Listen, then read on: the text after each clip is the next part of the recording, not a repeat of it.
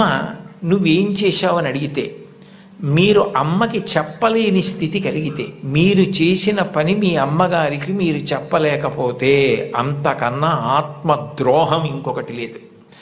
మీరు ఏది చేసినా మీ అమ్మగారికి చెప్పగలగాలి. ఇది నేను మా అమ్మకి చెప్పలేను అన్న పని చెయ్యకండి. మీరు ఒకవేళ తప్పు చేసినా మిమ్మల్ని క్షమించడానికి సిద్ధంగా ఉండే మొదటి వ్యక్తి ఈ ప్రపంచంలో ఎవరైనా ఉంటే అమ్మే. అమ్మకి చెప్పకుండా ఉండకండి. అమ్మ ఒకవేళ మిమ్మల్ని దెబ్బలాడి ఇక పైన ఇట్లా చెయ్యకు అంటే ఇక మళ్ళీ ఆ తప్పు చెయ్యకండి. మీరు పిల్లలు కాబట్టి ఒకసారి చెయ్యొచ్చు ఎప్పుడైనా, కానీ పొరపాటు జరిగిన మీ అమ్మగారికి చెప్పండి, వద్దంటే మాత్రం చేయకండి.